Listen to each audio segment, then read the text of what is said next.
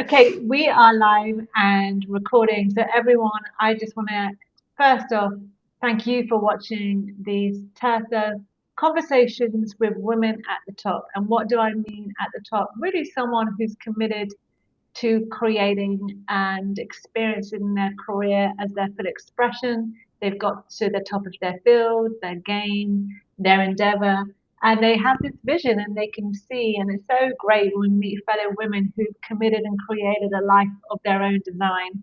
And today I want to welcome Julia Wilkins, who was introduced to me by my husband.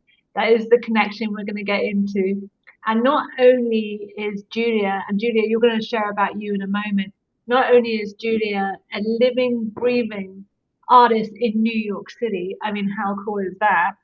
And she is a woman in Tirtha, she's a Tirtha member, and someone I just love dearly. And we've just known each other now for quite a few years, Yeah. been quite some time. So, Julia, would you mind introducing yourself before we have a conversation like no other? Yeah, absolutely. Thank you for that. And it's a real pleasure to have that shared history with your husband. And I don't think we've ever been in the same room, but it was a really important and fertile time of my life back in the late 90s. I think it was 99 or, that we did this show, Pascal and I. But yeah, I've been an artist all my life. I grew up in a family of dancers. My parents were dancers. My family is full of artists, musicians, all kinds of painters, sculptors. So I had the great privilege of being raised in a kind of cultural milieu. And so my point of view in life comes from that of an artist, and that offers me um, allows me to skip a lot of hurdles I think that other people have had to overcome in relating to themselves as an artist. And it's looked a lot of different ways. And I've been in a process of rebranding myself from a performing artist to an installation artist, somebody who creates an environment. And in those environments, often live events happen. But I've shifted my focus from the event within to the context without. Um, and yeah, it's been a life journey. Well, it's interesting that you're talking about the power of the environment, and I am not an artist like you by any stretch, but but I'm a creator. But my background is I have a BA honors in fine art, and I don't think I've ever really shared this for I don't know many years. But in my second year of my art degree, and I just want to open this up, the power of the environment and the context of environment and see how we can really explore this together, is I was fascinated, Julia, by how people would see the female nude in a gallery Yeah. and see it as a beautiful nude by the painter, by the picture, by the sculpture. But if you take that woman's naked body out of a gallery and put her into a different format, a shop window, a magazine, a fill in the blank.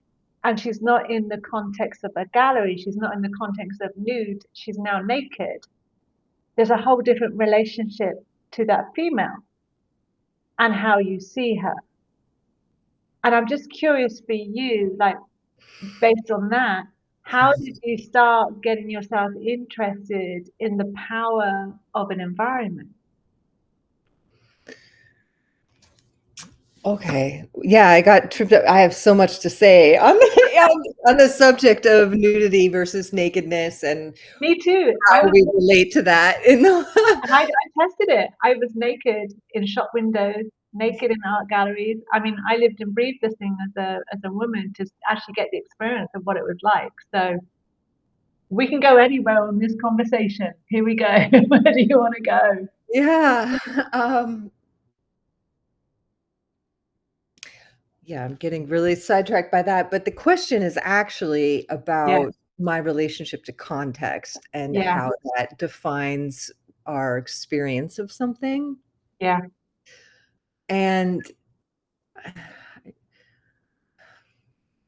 yeah, I yeah. mean, it really is a journey for me that, I mean, it's been buoyed by all of my self-investigative work and the things that I've done to explore what it is to be in this world. But it's also a natural development, I think. As a performer, it was really the focus is on what I could do with my body or my expression even. It's like my energy. I mean, my I was less of a technical virtuoso and more of maybe an expressive virtuoso. I'm not gonna deny myself some mastery, but what was compelling about me as a performer was the energy I brought to the moment of being on stage. Mm, And, so it was really an exploration of that, of, like, bringing forth myself and putting that out there, and shifting now to this, like, creation of environments where I really step back and want to have something that swallows me or swallows the viewer, and that you inside of which an experience can be had in the individual who experiences it. And that's a pretty dynamic shift. Um, and I think it does go with what I'm doing on my own, in my own life and in my own investigation of like how, what's important to me and how do I see the pathway to manifesting things that I envision or want to see in the world. And it's less about being the thing and more about being, I guess, but less about being the thing and more about connecting with an experience that's bigger than me. that's so. I mean, one, that's awesome. I mean, we're going to talk about that in depth, I think, because to me, that's really what sensory leadership is. But you're coming at it from an art as an artist, and I love what you just shared, and I can really hear your personal journey into the discovery of inquiring yourself into that and having that be the next adventure that you're in as an artist and as a creator, but as a human being as well. Sometimes I think we live with these labels, like you're an artist or you're a mother or you're a doctor, and we get stuck in them, not realizing that being an artist and being a human being, I think being an artist is really one of the strongest ways to look at who we are as human beings. And your role is to invite us in to see the experience of what it is to be human through art, Absolutely. which is not found many places right now. And what's it like for you as an artist, like a living, breathing artist? You've been an artist your whole life, your whole family, everything.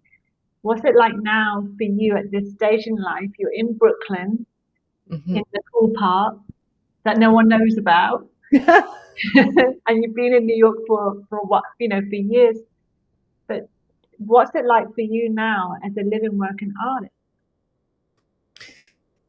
Oh, well, what's it like? Yeah, That's as you said, I think one of the things that's really powerful about being an artist is that it keeps it real, You're, I'm not, compelled by any delusions of security or, certainty. That's kind of always evasive and elusive. So, I live with the truth, because even people whose lives appear to be very secure and stable, and that's important to them, and I think that's wonderful. It's still not though, right? And so, and I think that people can be really taken by surprise in life, whereas I have lived this whole time in close proximity to that, that things change and are constantly moving, and this is a time like all of those times, and it's not stable, and it's not certain, and it's not, it doesn't, it doesn't fit very well into a frame that I could put here and show you what it's like to be an artist. And I think the most important lessons I've learned in this time of, going up and down the ride of that is that the times that I get most upset and concerned when I feel like I'm not being productive, I'm not doing anything, and people ask me what I'm up to, and I don't have anything to put in that frame, and I don't have a direct answer, like, "I was at the studio today making this thing." Um, those are actually some of the most important times, and it doesn't show up in that moment. I'm working on that. But it it shows up later because when it is time to be in the room molding something, there's a wealth of experience and presence and time has passed. I've growing a really deep relationship with the nature of time, and that's a little more abstract, but there's a lot about being an artist that's about be you were talking earlier today about boredom, and it's not a word I necessarily would choose, but, like, creating the space for nothing so that something's missing can show up.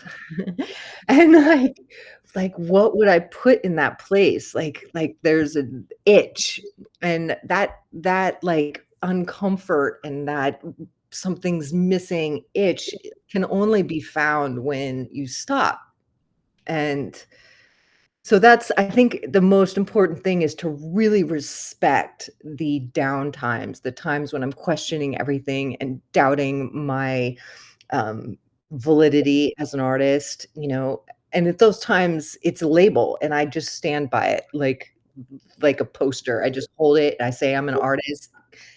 Gersh Burnett, I'm an artist," like, and I just hold on to it even if I don't buy it, I don't believe it, I feel phony, it's like those moments, like, I h keep my grip, I keep my beacon, and on the other side, it turns out that that was really fertile.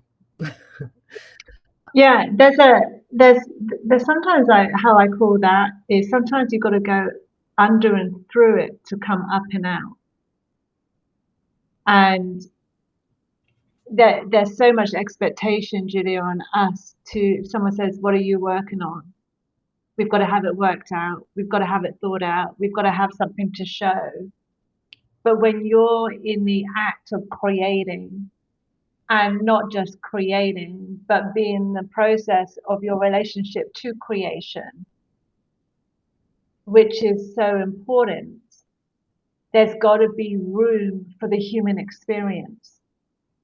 There's got to be room for that human experience that you don't have to explain that to anyone. That is part of what you need to go through to then see what you could create from or create with or what could inspire you or what doesn't inspire you, and nurturing that precious space of nothing, or that time in which you doubt yourself, and that time that you don't know or you can't make sense. But when you do get into the studio, you're walking in with the 1 month, 2 months, 3 months of you living and seeing and breathing something that you don't even know what's going to get expressed yet. I think that's stunning. And we don't give ourselves space like you do to live, not alone even create that way. And I think an artist can actually teach us a lot more on just how to be a human being again. Yeah, that's why I call it a privilege. Yeah, it is. So for anyone, and that's really moving when you can get yourself situated and anchored into that. Like that's who you are and that's what you do.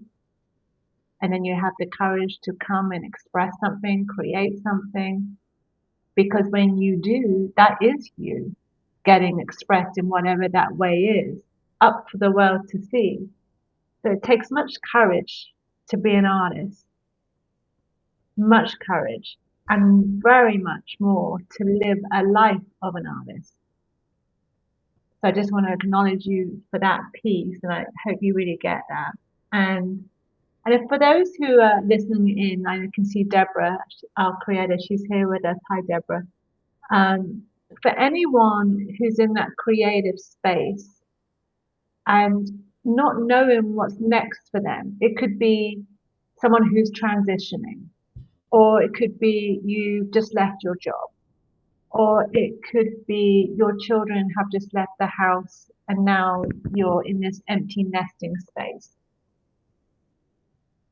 What could you share with them to give them this precious, this is like this nurturing new seed in the ground kind of, don't go yet, don't worry about it, kind of do that. What advice would you give to women who are watching this? Yeah, I think the important thing is to give ourselves the space. Part of it's acknowledging all of that, in the examples, to use your examples, the beautiful children you raised, or what you accomplished in the previous career, or whatever, to really acknowledge that as real and something that you did. So, and the reason why I put that piece in first is because it's a foundation of trust, a trust in self, and being able to carry that with you so that as you step off a ledge into the unknown, you still have you, and trusting yourself that all these things that you've manifested in the past aren't gone into the ether. They're not blips of something random. They really were you, and that's still there. So there's a foundation of trust stepping into an unknown future where you can say, I know I can show up. I know I can create something. I know that I can respond to a circumstance, whatever it may be, and bring something to it, whatever that looks like. And I think that's kind of the most important first step, and listening to life, because it's probably giving you some hints about what really turns you on. Oh, I could talk to you all day. This is so my language. And what have you heard lately for yourself from life that's turned you on? What's kind of going on over there creatively for you? Oh my gosh, it's so wild. Um, yeah, so I started a brand new pursuit. It's really brand new. I mean, it's related to other things I've done in terms of my own self-development, but a qigong practice, and it's really foreign to me. It's energy work. It touches on some woo-woo territories that I get really like, Um, at the same time, though, it's so deep and so profound, and I feel really novice. And some of the sister women who I interact with have been practicing these things and have like real facility of conjuring that in themselves. And so it's humbling and exciting. So I'm listening to the women around me, like you, and here in Tirtha, and there in my Qigong community, and allowing a humble opening to be there. And what I'm discovering is there have been opportunities for leadership opening up everywhere. I have, possible something somewhere where people want me to manage, like to direct a situation, and that could be exciting. My current job also was like, we might want you to step you into a more permanent position and role in this environment. And like there's and my own art and the work that I'm doing right now. I mean, it's always been my own art, but I'm stepping back a bit and looking at myself more as a director. And what if I took on that label as my central label? Does it help synthesize it for other people as well as myself? So I'm listening to a call for leadership, which is really new and scary in some ways for me. And I also am listening to what's interesting me in terms of my art, and like I just got gifted like these like huge things of rope, and everybody's like, what are you gonna do with that dusty rope? And I'm like, no, I don't. Oh, it's gonna do something, I'm like, maybe I'll do some macrame, some big weird macrame, or maybe I'm gonna like, I don't know. So listening to the world around me providing beauty and stimulus that way. um Listening to my body, that's been a big one. And it goes with aging because there's a lot more information coming at me, of like, ow, ooh, ow. So, and going through menopause, which is deeply where I'm at. And, so there's a lot to listen to that's calling me to be responsible for that in a new way. And, but like my current job, I've been really clear. I'm like, yeah, I want to be here in a consistent way, and I want that to be 4 days, or whatever. Like being like, and maybe on the more inquisitive note, it's watching what happens when I push that, and I'm show up.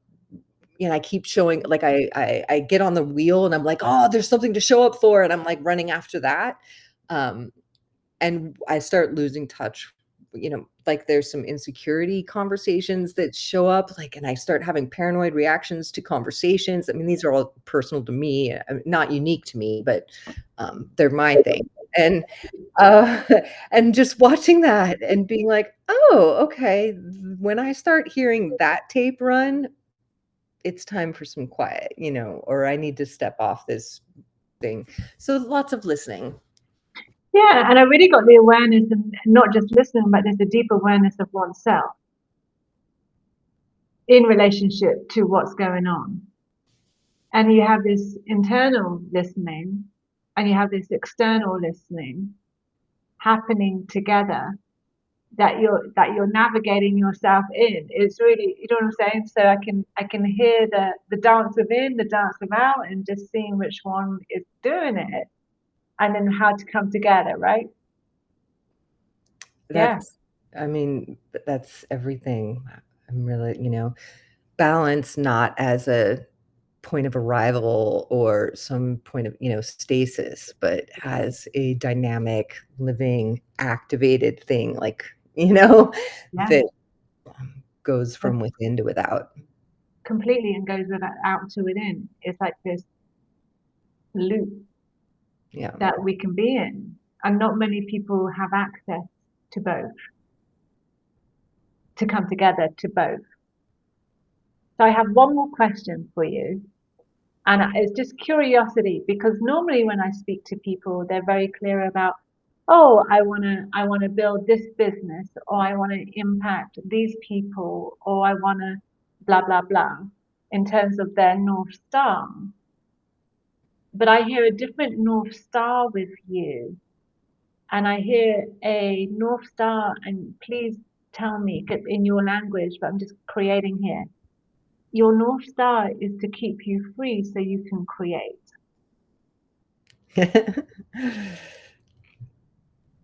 Yeah. And freedom is a tricky word that people stumble on, right? We Mhm. all do. Uh, but yeah, absolutely. This is my life. Yes. And Yeah. it's yours and yours and yours and yours. But um, I am passionate about being alive. I mean, it's such an incredible occurrence that I get to have this consciousness and this energy bolting through me in my like stardust makeup, and get to experience and look at the universe and think about it and wonder about it and share that with other people. I'm just uh, moved by being alive, and I think it's something I want to stay connected to. And so, yeah, I actively am wary when I find myself more concerned with the social structure games than I am with the experience of being connected to myself and others and being alive. Awesome. And I'm going to end that on here, Julia, because I really think that is what is evident with you.